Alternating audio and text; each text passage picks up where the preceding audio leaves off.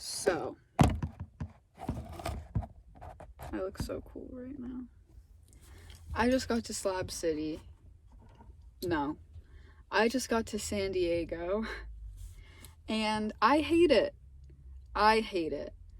And I feel really bad because, well, first of all, I drove like 2.5 hours to get here, probably almost 3. And I also have a really cool cousin that lives here that I was gonna text when I got here. But I don't want to be here for another half hour. I feel so disgusting here.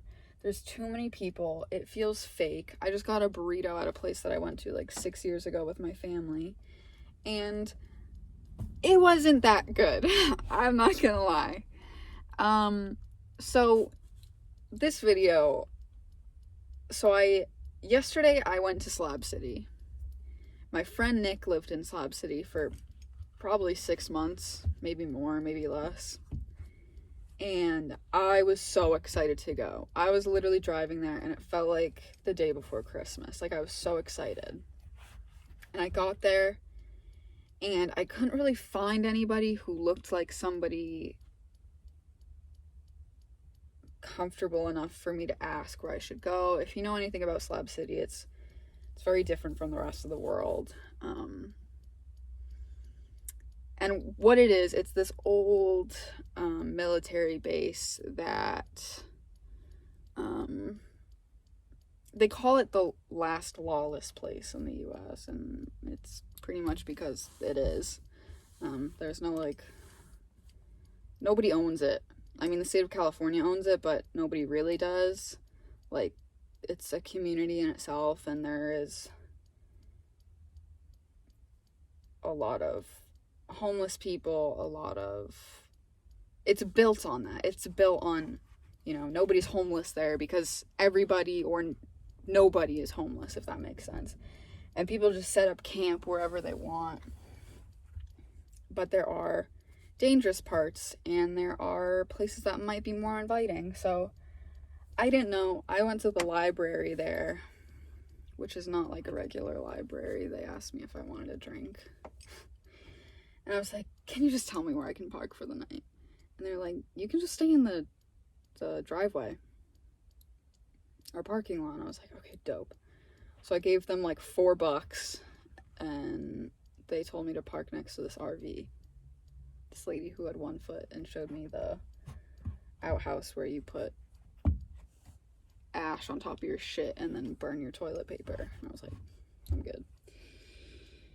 So I stayed in the van after my friend Nick was like, don't travel at night, don't go outside the van at night. And I was like, word.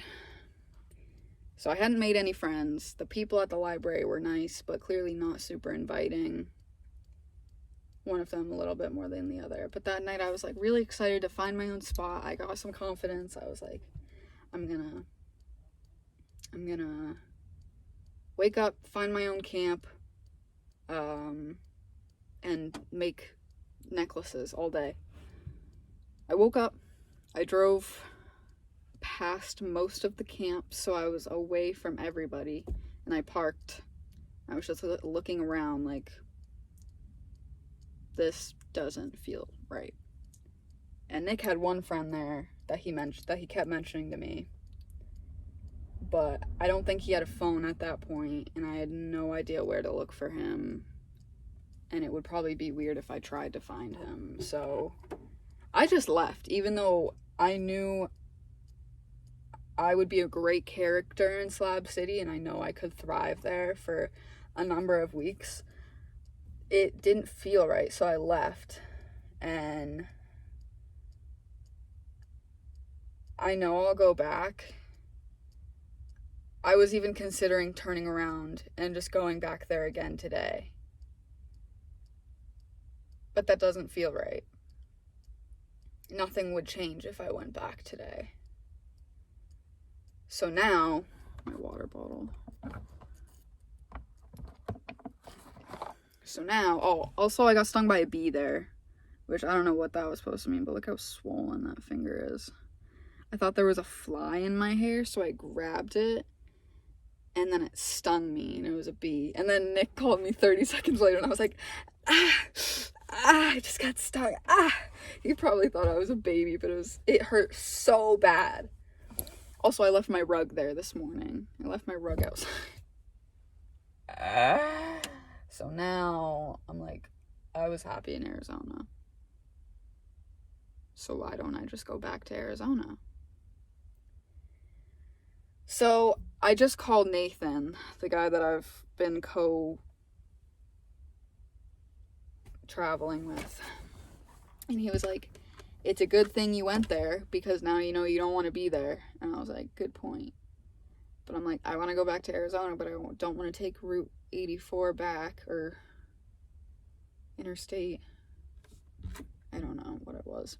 Because there were like 15-mile-an-hour turns every 10 seconds. So no. And then he was like, look at the shirt you're wearing. He knew what shirt I was wearing because I've worn it for like 3 days in a row. It's a freaking Joshua Tree shirt. You can't see it. So I'll just go through Joshua Tree back into Arizona.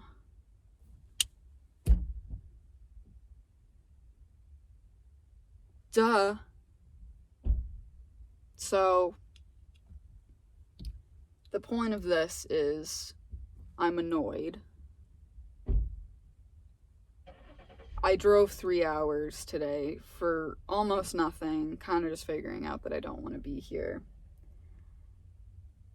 Slab City is really interesting, and I know I need to go there, and I belong there at some point, but not right now.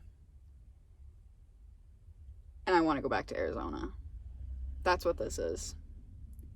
And Nathan made a really good point of just telling me, like, you came here to find out you don't want to be here.